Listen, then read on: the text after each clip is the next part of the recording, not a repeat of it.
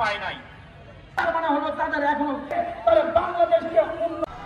আর এই খুনিদেরকে, এই জালেমদেরকে, এই টাকা পাচারকারীদের নিষিদ্ধ করার পরে তার বাহানা এটা বাংলাদেশের জনগণ দেখতে চায় না, এটা বাস্তবায়ন করতে চায় না।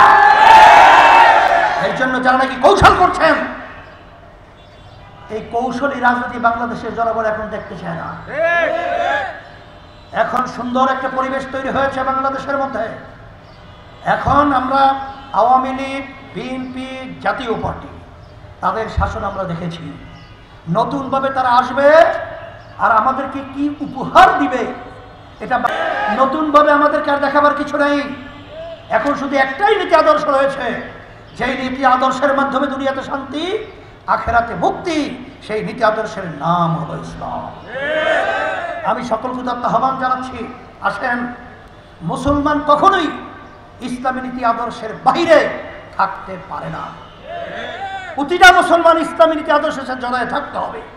আর অন্য অন্য যারা রয়েছেন সংখ্যালঘু বিজাতি যারা, তারাও শান্তির লক্ষ্যে এই নীতি আদর্শের সাথে জড়ায় থাকবে। এইটাই হলো বাস্তবতা।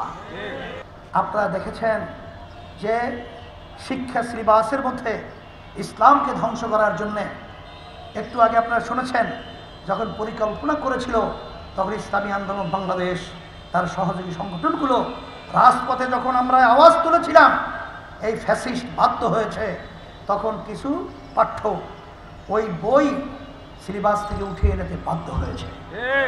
কয়েকদিন আগে যখন নাকি এই ফ্যাসিস্ট খুনি, টাকা পাচারকারী, তারা তো মৌলিকভাবে এদেশে রাজনীতি করার মতো অধিকার কোনো যুক্তি নেই, বলেন কোনো যুক্তি আছে?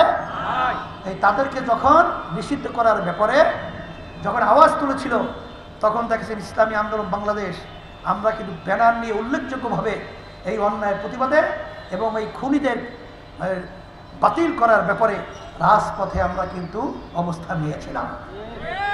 এখন কথা হলো, অন্য অন্য যারা রয়েছে তাদের কৌশল, এটা আমি ঘৃণা করি, আমি ধিক্কার জানাই, আমি তাদের এই কৌশলকে ধিক্কার জানাই।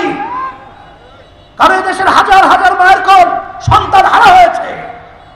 এদেশের ভিতরে এখন আমাদের কানে মায়ের কান্না এখন ভাবছে, কয়েকদিন পর্যন্ত আমাদের সন্তান, আমার সন্তান আমাকে মা বলে ডাকছে না।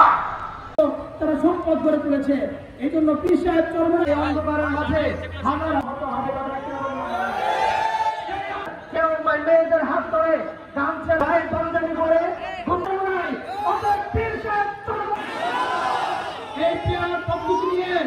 যে 5টি মৌলিক কারণ ছিল, খাল তৈরি করতে পারবে না।